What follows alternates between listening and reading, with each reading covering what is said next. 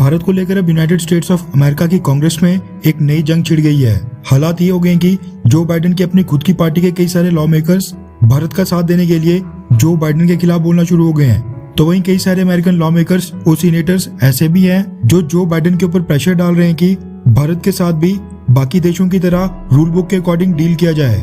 जो बाइडेन के लिए दिक्कत ये खड़ी हो गई है कि यूनाइटेड स्टेट्स ऑफ अमेरिका के प्रेसिडेंट का पदभार संभालने के बाद बाइडेन ने एक के बाद एक बड़े बड़े ब्लंडर कर दिए हैं। पहले जो डोनाल्ड ट्रंप ने मिडिल ईस्ट के देशों के साथ हथियारों की multi billion dollar deals crack की थी, बाइडेन ने सबको बर्बाद कर दिया है। उसके बाद अफगानिस्तान में कितना बड़ा ब्लंडर किया वो तो पूरी दुनिया ने देखा। कोविड-19 की सिचुएशन भी जो बाइडेन से अमेरिका में बिल्कुल भी नहीं संभल रही है। हाल ही में अमेरिका में एक ही दिन में 10 लाख से ज्यादा पॉजिटिव केसेस सामने आए थे और इन्फ्लेशन यानी कि महंगाई अमेरिका में आज की डेट में 1982 के बाद पिछले 40 साल में सबसे ज्यादा हो गई है। इसलिए जो बाइडेन अब भारत को लेकर कोई बड़ी गलती करने से बच रहे हैं। भारत और अमेरिका के बीच सब कुछ ठीक चल रहा था, लेकिन हाल ही में भारत ने रशिया से S-400 मिसाइल डिफेंस सिस्टम की डिलीवरी लेना शुरू कर दिया है और खबर आ रही है कि डिलीवरी के बाद डिप्लॉयमेंट भी शुरू हो गई है और बहुत ही जल्द फरवरी महीने तक ये S-400 missile defence system Punjab में तैनात भी कर दिए जाएंगे। दिक्कत यह है कि अमेरिका में ये डिबेट एक बार फिर से तेज हो गई है कि क्या भारत के ऊपर काटसा एक्ट के अंतर्गत सैंक्शंस थोपने चाहिए या फिर नहीं।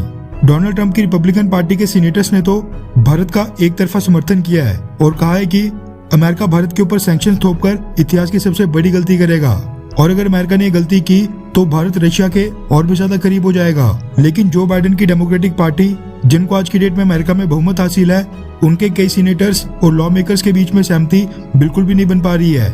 जो बाइडेन की पार्टी के कई सारे सीनेटर्स ये कह रहे हैं कि जो बाइडेन एडमिनिस्ट्रेशन को रूल्स के ऊपर चलते हुए टर्की की तरह भारत के ऊपर भी प्रतिबंध थोपने चाहिए, जबकि कुछ सीनेटर्स का कहना है कि भारत को वेवर दे दिया जाए, जिनके बीच में जो बाइडेन काफी ज्यादा कंफ्यूज्ड हैं। रेफरेंस के लिए आपकी स्क्रीन के ऊपर अमर उजाला के आर्टिकल का स्क्रीनशॉट है, जिसके मुताबिक अमेरिकन प्रेसिडेंट जो बाइडेन के को coordinator for sanctions policy James O'Brien की तरफ से एक स्टेटमेंट सामने आई है। स्टेटमेंट से पहले मैं आपकी जानकारी के लिए बता दूं कि जेम्स ओ ब्रायन जो बाइडेन के एडवाइजर ऑन सैंक्शंस पॉलिसी हैं, यानी कि वो जो बाइडेन को सजेस्ट और एडवाइस यानी कि उनको राय देते हैं कि अमेरिका को कौन कौन से देशों के ऊपर सैंक्शंस थोपने चाहिए और किन के ऊपर नहीं, और अगर किसी देश के ऊपर सैंक्शन थोपे जाते हैं तो उसके क्या परिणाम हो सकते हैं। फाइनल डिसीजन जो बाइडेन का खुद का होता है। जेम्स ओ ब्रायन ने भारत के ऊपर सैंक्शन थोपने की डिबेट को एक बार फिर से हवा दे दी है।